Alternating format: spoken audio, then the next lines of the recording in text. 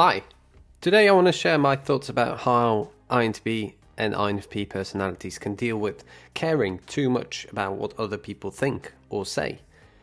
As much as we think INTPs and INFPs are from another planet, they are still humans, and just like all the humans have a brain, all humans share different traits, despite their personality type, like the need to be accepted. A need to be accepted just for being ourselves, to not be rejected or ostracized, which is the opposite of acceptance. We have a particular need for acceptance by those in authority and those who we want to be our friends. Being accepted leads to being treated with respect and afforded status of some kind. We have a strong tendency to evaluate other people, comparing how they behave against values and consequently judging them good or bad, right or wrong, competent or incompetent. We are more likely to accept people who passed this social test. The opposite of acceptance is rejection, which is a form of identity destruction. If a person does not pass the test and evaluations we place on them, we will reject them or socially downgrade them. So, even though it's a problem for all humans, some of us suffer more.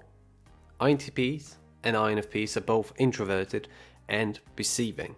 They spend lots of time inside their heads, thinking deeply about different things.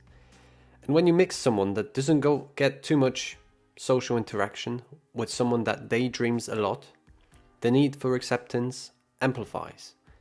If you get limited amount of social interaction and it's a negative interaction, instead of daydreaming, you are having a day nightmare, constantly thinking about negative situations. Other types carry on quicker because they get more social interaction, so they replace the negative with the positive, and they don't spend most of the time thinking about it. They just go out and do stuff. It doesn't help that INTPs and INFPs have some quirky interests that many people might find a bit odd. So what can we do? So first, be mindful of a negativity bias that all humans share. So the negativity bias is our tendency not only to register negative stimuli more readily, but also to dwell on those events, also known as passive negative asymmetry. This negativity bias means that we feel the sting of a rebuke more powerfully than we feel the joy of praise. This psychological phenomenon explains why bad first impressions can be so difficult to overcome and why past traumas can have such long lingering effects. In almost any interaction, we are more likely to notice negative things and later remember them more vividly.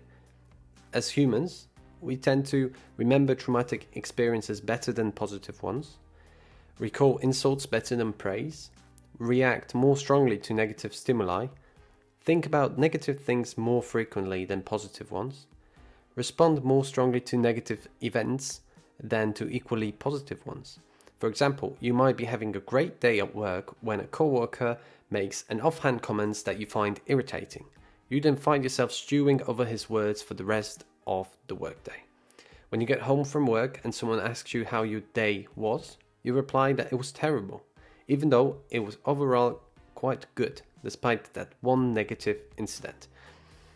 This bias towards the negative leads you to pay more attention to the bad things that happen, making them seem much more important than they really are. So with all this, we have to remember that we are humans and we do tend to focus on negatives more. What we can do though is choose how we respond and how it affects us, which leads to the point number 2. You have control of what you think. Yes, so maybe we have some instincts as humans, but also we have a unique ability to self-reflect and choose what we think. If you stop for a moment and look at your thoughts, you will notice there's a constant chat going on inside our heads. That thought chat keeps replaying our memories and information that we gathered along our lives. So think of it as like dreaming, just when you're awake and it's a bit less vivid. That's why it's called daydreaming. The problem is that we assume that the thoughts are ourselves. We assume that these thoughts reflect who we are. And yes, we focus more on the negative, so our brains keep replaying the negative thoughts more often. But we have a choice to stop it, because once you know these thoughts are not you, you can care a bit less about them, and the less you care, the less often they appear. Then you can go to the point 3, which is fill your brain with something positive. So talk to people you really like, connect with similar-minded people on the internet maybe, focus on your hobbies, create something, go research on, investigate something, do something good for yourselves and fill your thoughts with positive things. Because when you think about it, life is too short to focus on the negatives. So my INTPs and INFPs, just remember, you are human. You want other people to like you, and you want other people to have same opinions as you, but we all know that this is not going to happen all the time. And you have to accept that first, you want other people to like you. Second, you are more likely to remember negative stuff and dwell over it. Then we have that tape that keeps playing the stuff that we've done throughout the day. So if it's negative, it will keep playing that negative thoughts for us. But these thoughts don't define you. They are just memories that flood into your brain. So you can decide to stop them. You can care less about them. They are not you. Just be aware of them and just try to fill your days with positive things, with people that you like, with people that share your opinion. And just remember that sometimes when people disagree with you, they have a different opinion. It's good to have other people that have other opinions, so you don't get stuck with just one opinion for the rest of your lives. It's good to expand your horizon, but it's not so good when you are feeling negative about it. So try to adjust your thoughts into a more positive way. And then if everything you do, or at least most of it, is positive, your thoughts, that tape that keeps playing inside your head, will become more positive as well. And just keep replaying you these nice memories, these nice times that you had with your friends and your family and all the people you like.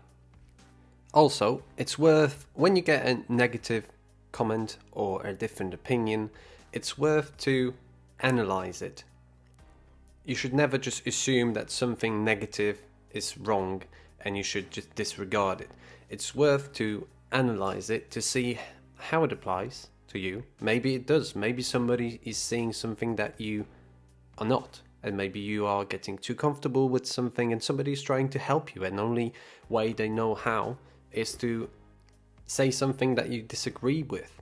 So it's worth taking the idea or whatever it is that's bothering you and just analyzing it in regards to yourself. Does it apply to me? Why this person said it? Maybe it just boils down to just being a sad person trying to make other people's lives more miserable. But once you analyze it, you can find out if you should pay attention to it. If it's something constructive, then try to maybe implement it, see how it could work for you, so it's not negative in the future. So then you can stop thinking about it as a negative.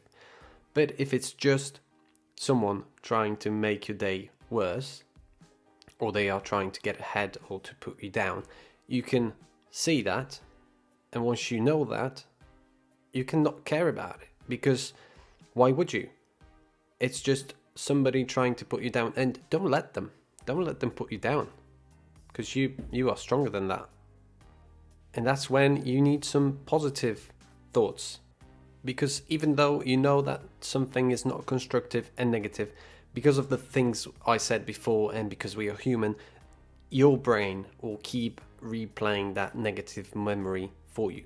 But once you know it's not constructive, you can go out and have a chat with people, go onto internet, find people that you like and are similar minded, and just tell them what happened, and they'll comfort you, they'll accept you in a way. But you can see how INTPs and INFPs have that problem much more, because they are not inclined to go to people straight away. So they just keep thinking about the thing that happened and just stay by themselves somewhere, and they don't get new thoughts put into their heads to replace the negative ones. So that old tape, that negative tape, keeps playing and playing and playing, and there's nothing there to replace it. So hopefully that is somewhat helpful. I hope you have a great day now, and take care. Bye bye.